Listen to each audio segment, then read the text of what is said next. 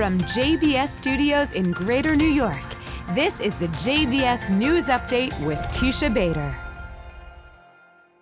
I'm Teisha Bader with the JBS News Update for Monday, November the 7th, 2016.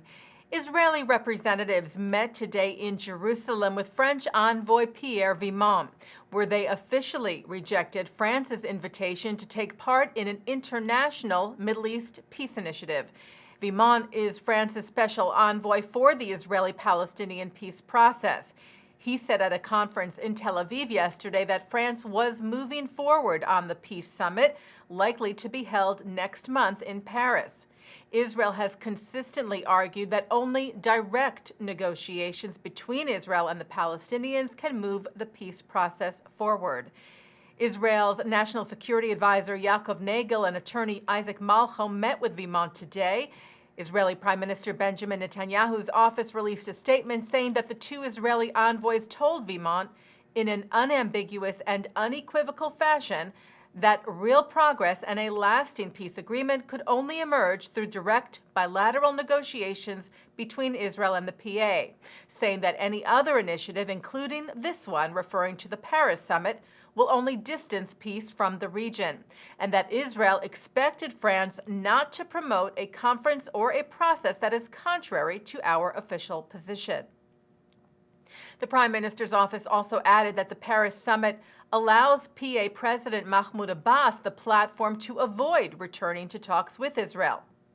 Vimont was set to meet with Abbas in Ramallah tonight and then fly to the U.S. as he continues to promote the French initiative.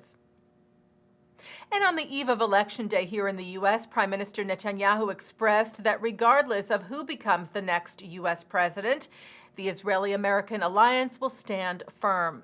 Netanyahu told a meeting of his Likud party today, whatever the results may be, the relationship between the U.S. and Israel will continue to be strong and based on shared values of freedom, democracy, and progress, adding that the American people see Israel as a unique and faithful ally.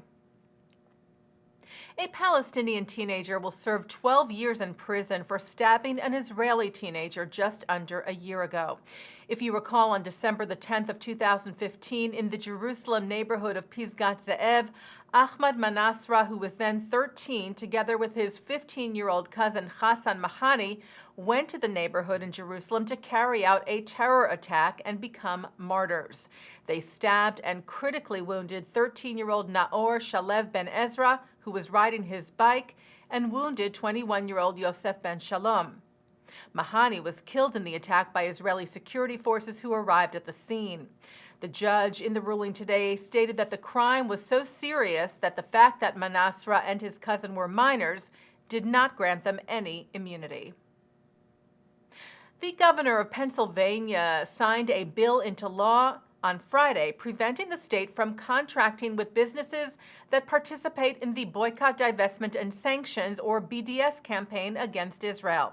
Governor Tom Wolf said we must make clear that we are in favor of a peaceful, negotiated solution to this conflict, adding, and will not encourage economic punishment in place of peaceful solutions to challenging conflicts. Pennsylvania is the 14th state in the U.S. to pass such legislation. Well, nominations are open once again this year for the Bnei Zion Prize, a prize that recognizes outstanding olim, or immigrants to Israel, from English-speaking countries who have made a positive impact on the State of Israel. The prize is an initiative of Bnefesh, an organization that provides assistance for olim from the U.S., Australia, Canada, New Zealand, South Africa, and the U.K. The $10,000 prizes are offered in 6 different categories: community and nonprofit, culture, sports and arts, education, science and medicine, Israel advocacy, and young leadership. The PJ Library has expanded its program. The library sends Jewish children's books to more than 150,000 youngsters up to the age of 8 in North America each month. Now the book program will be available to 9 to 11-year-olds in a special program called PJ Our Way, which allows the children to choose 1 of 4 books every month.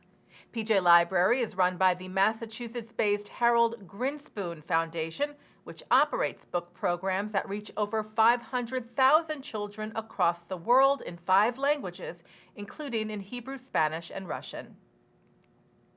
And taking a look now at our programming for tonight on JBS for Monday, November the 7th. At 7 o'clock, the wisdom of Dr. Ruth Westheimer. At 7:30, an election debate between Republican Ken Abramowitz, who is co-founder and general partner of NGN Capital, and Democrat Ruth Messenger, who is past president and current global ambassador for American Jewish World Service. That's from the Lincoln Square Synagogue in New York. At 9 tonight on the Chaim, remembering controversial Jewish leader Meir Kahane. At 9:30, a tribute to slain Israeli Prime Minister Yitzhak Rabin.